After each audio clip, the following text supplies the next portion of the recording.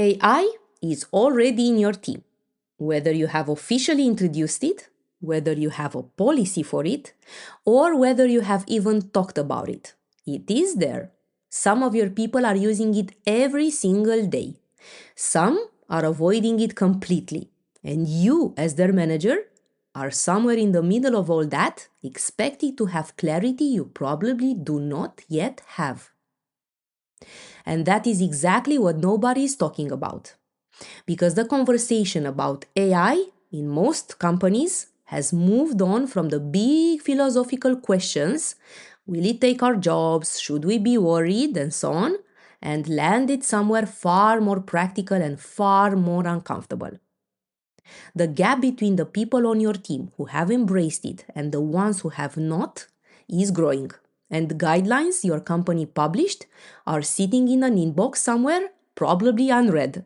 And the decisions about how AI should actually be used day to day with real people and real consequences, those decisions are landing on your desk, ready or not. This is episode 15 of What No One Tells You podcast, and today we are getting into exactly that. How do you manage a team that is divided in its relationship with AI? And how do you set boundaries and rules that people will actually follow, not just on paper? Let's get into it.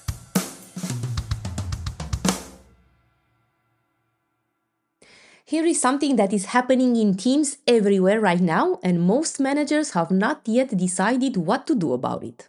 AI has created a new kind of performance gap, and it is unlike the gaps you have managed before. This is not about skill or effort or attitude in the traditional sense. This is about whether someone has chosen to adapt to a tool that is genuinely changing the speed and quality of work. The people who have embraced it are producing more, faster, with fewer errors. They show up in conversations better prepared. They finish in 3 hours what used to take the full day. And the people who have not, for whatever reason, are starting to fall behind, even if they are working just as hard as they always did. This creates problem for you as a manager on several levels. First, it creates inequality in output, and that will eventually affect how you evaluate performance, how you distribute work, and how you have development conversations. You cannot ignore it. Second, it creates tension with the team. The person producing more starts to notice they are carrying a heavier load. The person falling behind may feel threatened or judged or simply confused about why the gap is appearing. And if nobody names it, that tension builds quietly until it becomes a real issue. Third, and this is the one managers least want to hear, if you yourself are not using AI, you are part of the problem. You cannot credibly manage this divide if you have not engaged with the thing that is causing it. You do not need to be an expert, but you need to be genuinely involved. So what do you do? Start by having an honest conversation with your team about AI as a working tool, not as a corporate initiative, not as a threat, but as a practical reality of how work is done now. Make it normal to talk about it openly. Ask people what they are using, what is working, what they are struggling with. Create the space for the ones who are behind to catch up without feeling ashamed. And for the ones who are actively resisting, be direct. Acknowledge that change is uncomfortable, but also be clear. Choosing not to engage with AI is a professional choice with professional consequences, and it is your job to make sure they understand that, with kindness, but without leaving any room for ambiguity. This is not about forcing everyone to use the same tools in the same way. It is about making sure nobody in your team is quietly falling behind while you look the other way. Now, let's talk about the other thing nobody is handling well right now, the rules. Most companies have at this point put out some kind of AI usage policy, a document, a guideline, an email from legal that went out 6 months ago. And most employees read it once, nodded, and moved on, or did not read it at all. which means right now in most teams, people are using AI in ways that are completely inconsistent. Some are sharing client data with AI tools without giving it a second thought. Some are submitting AI-generated work as entirely their own without any review. Some are using tools that have not been approved by the company, and almost nobody is talking about it openly. This is where you come in. Your job as a manager is not to write the company's AI policy. That is not your responsibility. But it absolutely is your responsibility to make sure your team knows it, understands it, and actually follows it. And beyond the company policy, there are conversations you need to be having at team level, because no policy document covers everything. For example, what is acceptable when it comes to performance-related tasks? If someone uses AI to help structure their self-assessment, is that fine? Most people would say yes. But what about a manager using AI to write an employee's performance review from scratch without adding any real judgment or genuine knowledge of that person? That is where things get complicated and where real harm can happen. A performance review written entirely by AI without a real human being, based on data points rather than genuine observation, is not a performance review. It is a document. And the person receiving it deserves better than that.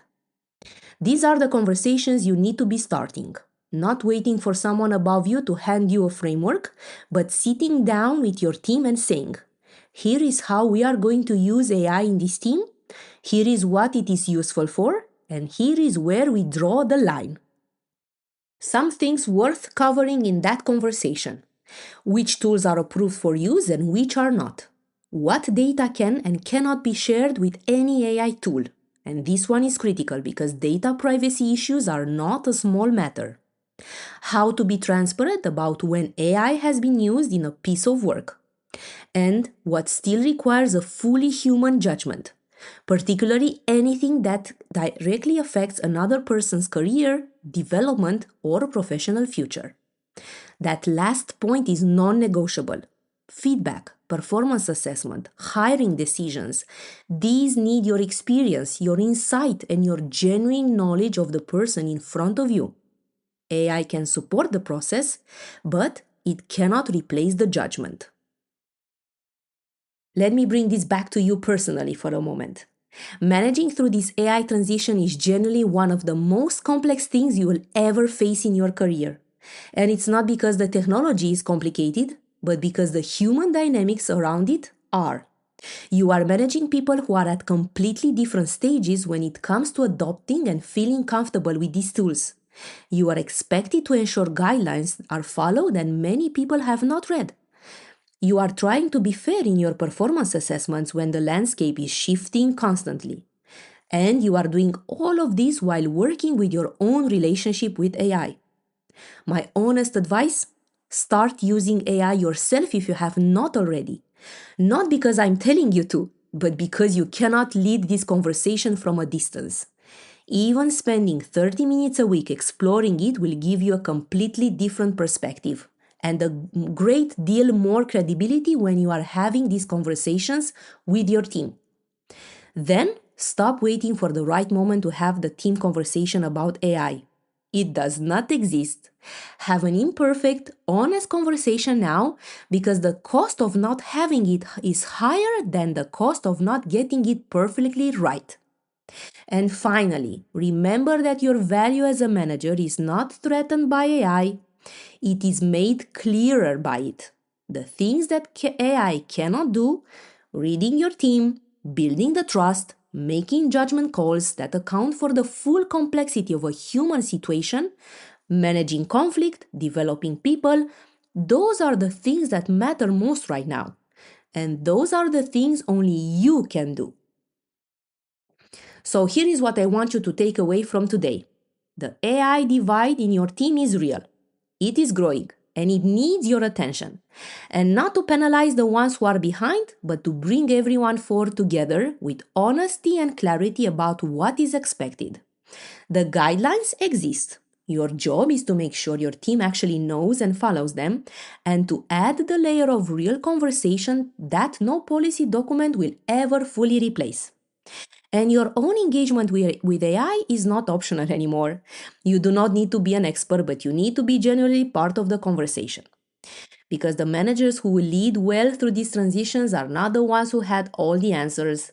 They are the ones who stayed curious, stayed honest, and never stopped being human. My name is Claudia Slujitoru, and this is What No One Tells You podcast. And I will be seeing you next Monday. Until then, take care. Bye.